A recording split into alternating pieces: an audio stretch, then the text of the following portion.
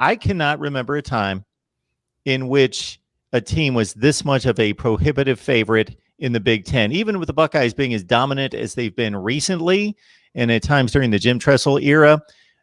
There's been this expectation for the last few years, 2017, 18, 19, Michigan, boom, they're going to jump up and take it, even though we've seen a very much different display on the field. So can you remember a time when anybody in the Big Ten was counted upon to just dominate the league?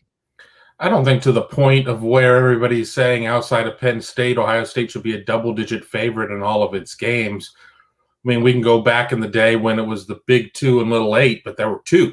It wasn't the Big 1 and the Little 9 or anything along those lines. So, I struggle to think of a time where there wasn't a second team that was at least a half a step behind. I mean, I guess it really depends on what your feelings about Penn State are going to be, how big the loss of Journey Brown is going to be out of the running back room, the whole Micah Parsons situation or whatnot. But it really does seem like Ohio State is a step or two ahead of the rest of the conference. Now, it wasn't a case when they lost to Iowa or Purdue that either of those teams were within really hailing distance. They just brought it that, those evenings, and Ohio State did not. But on paper, Ohio State is just a prohibitive favorite to win this conference. And I haven't looked at the odds on the futures on that, but I know Ohio State is just a gigantic favorite in terms of winning the East and winning the Big Ten in general. So for those of you who did not hear the news in the last 48 hours, Journey Brown, top running back for Penn State, who really took over the job in the back half of the season last year, ran for over 200 yards in the Cotton Bowl. A medical issue with him that's been not disclosed at this point, but that is most likely going to keep him out for the season. And as Kevin states, arguably the best defensive player in the Big Ten, Micah Parsons, has opted out and stayed with that decision. Steve, you've been around this thing for a long time. Has there been this kind of favorite in the Big Ten? I can't really think about that. I know Ohio State's had a few years where they were number 1 or number 2 in the preseason national polls, and they were number 2 in the AP poll this year, the one that came out before the season. They are currently number 5 as they start in, and as we've pointed out, there were at least 6 or 7, or no, it was closer to 10 or 11 AP poll voters a few weeks ago when the Big Ten reinstated the season, that still kept Big Ten and Pac-12 schools out of their rankings. And I know that at least one of them, David Jablonski from the Dayton Daily News, moved Ohio State back in to his rankings this week. My guess is with a win, all things being equal, over Nebraska, they will move, I would have to think, to number 3 behind Clemson, who is clearly number 1, Alabama, who is probably number 2, and then Ohio State should be number 3. The other schools have played 5 or 6 games now, whereas this would just be Ohio State's first game. And if Ohio State can establish its dominance, get a good win over Penn State on the road perhaps next week, and take it from there, maybe they would move up to number 2 or dare say even number 1 if one of those 2 get knocked off. Not that it does not appear at this point anyone in the ACC will touch Clemson, and does not appear anybody in the SEC will touch Alabama now that they roughed up Georgia, who appears to be the next best team. So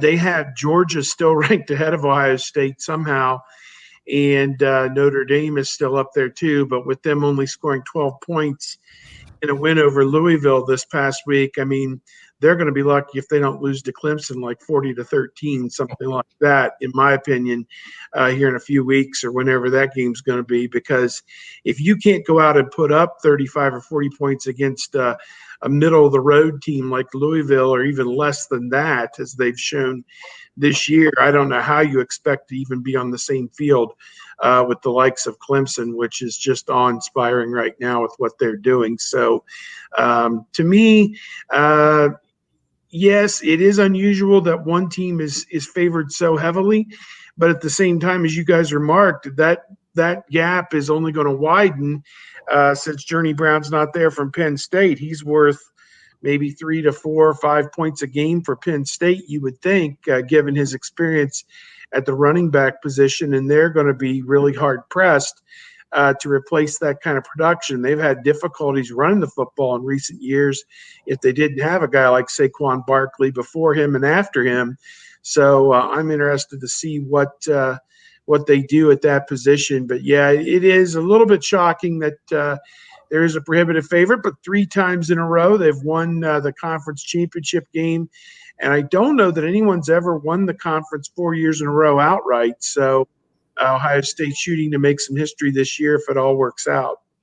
And guys, it's not even just being a favorite.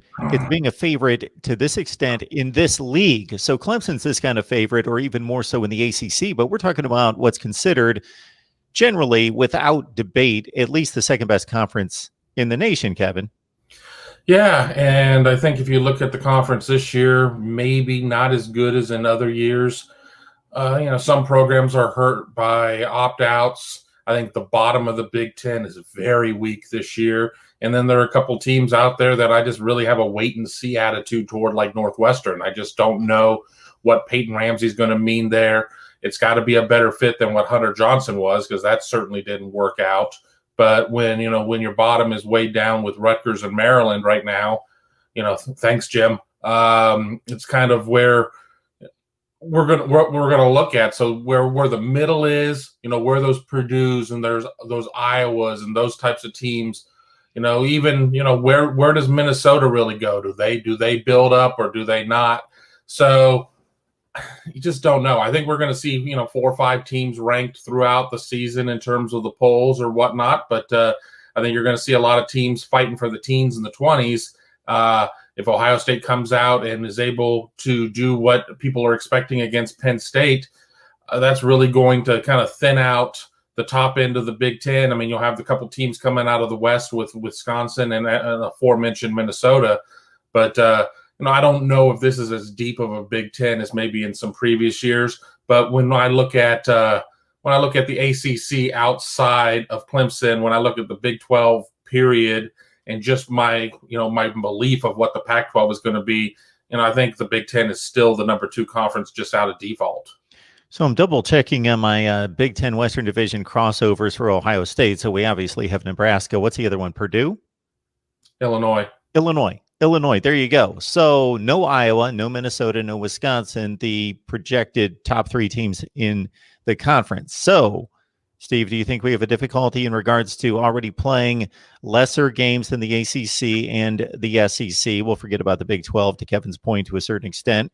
Lesser games, less number of games, and not playing the big boys out of the West. There possibly being a situation later where the lack of those difficult games could play Ohio State's bid for a playoff spot down. Absolutely not. First of all, we are in an extraordinary situation. And if anybody tries to bring up the fact that, you only played 8 games or whatever, it's COVID, it's coronavirus, it's a pandemic. We were lucky to have a season. So that's one. 2, the only 2 teams that I've seen so far that deserve even the thought of making the playoff are Clemson and Alabama. I don't see anybody else that can play within 3 touchdowns of them on a neutral field. If there is a team that is capable of doing that, I'd like to see it. Now, I know Alabama probably didn't win a game by 3 touchdowns earlier this season or whatever, but they are starting to play at a level that we all kind of believed they would. I know their defense gave up whatever it was, nearly 50 to Kiffin or whatever a week or 2 ago, but I think Clemson and Alabama are at another level. They're going to be scratching to find 4 teams. This isn't a case where even with a loss, they're still going to take whoever wins the Big Ten championship, because they're going to be struggling, in my opinion, to find 4 quality teams at that level to go against Clemson and Alabama. So I don't look at that as a detriment at all. And the third thing is, if Ohio State, and again, last year they were the most dominant team in Big Ten history, 10 wins by whatever the margin was, first team to beat 10 Big Ten opponents in one season ever. And they're probably going to beat 9 or at least 8 Big Ten opponents this year. We don't know that the margin is going to be whatever it was, 25, 30 points. We don't know that they're going to score 47 points a game like they did last year, because they're not playing Cincinnati or Bowling Green or whoever that other Miami, Ohio that they played early in the season last year. Those games aren't on the schedule this year, but they're still going to put up some big numbers. I don't have any doubt about that. And I just feel for those three reasons, you're going to need teams. Ohio State still figures to be dominant, and you got to have 4 teams in this thing. And whatever other reason I missed, other than it's a pandemic, and they're going to play as many games as they could possibly safely play this year. And if somebody wants to argue about that, then you're not going to take an 8-2 North Carolina team or whatever over an 8-1 Ohio State team. So or an 8-2 Notre Dame or whoever. You're just not going to do that. So the difference shouldn't be that much. The Big Ten's argument would definitely be helped if the very few limited games, the fewer games that can be canceled, the better. I'll just say that'll help their cause. But I can't see anybody trying to stand up on television and say, oh, well, they only played 8 or 9 games. Their season doesn't match up with these schools that played 10, 11 or whatever, because it's really not that big a difference. And it's particularly if you're dominant in your 8 or 9 games, you make your case. And non-significant games being canceled. We can do with the Maryland, Illinois games being canceled. We need Ohio State and Michigan and Penn State and those teams to play. Yeah, you need them to play Nebraska, beat Nebraska. You need them to play Michigan and Penn State, who are ranked teams. You need them to play in the Big Ten championship game against whoever that ranked team is and beat them, and then you should be in pretty good shape. So, I agree. I mean, it does hurt a little bit that you're not playing Wisconsin, Minnesota, or Iowa, who are all ranked on the other side. Nebraska, I don't know how good they're going to be. Their schedule is very difficult. The way people talk, they'll be lucky to finish 4-4 and get to a bowl game. I think 4-4 will qualify them in this special year for what's the one in Detroit, the Quick Lane Bowl or whatever. Actually, there are no minimum standards. You could go at 0-8 or whatever. It's a special dispensation this year. That's great. You don't have to have a 500 record. You could have whatever. So they could be 3-5. Rutgers, did you hear that? Rutgers, hello. Some brony bowls, because some of them are going to be in states that may or may not be all clear by that point in terms of fan gatherings. And you had to figure it costs more than $1.50 to put one of these games on or whatnot. I don't think they're going to be able to clear their expenses. So I'll be curious to see if the Pepto-Bismol Bowl exists this year or not. Good point.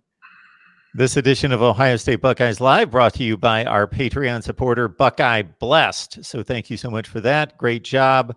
Appreciate everyone who joins us on Patreon. You get the insider look. You get some applause from Steve as well. That's maybe a bonus that will just explode that Patreon account if I throw that in. Maybe I need to take a screenshot or a video of that. We'll put that in there, and that'll just be an extra added bonus content right there. But you do get the extra live streams, the extra content, and my predictions, whatever they're worth, 39-29 right now against the spread. And I'll continue to tout that as long as it's a decent record.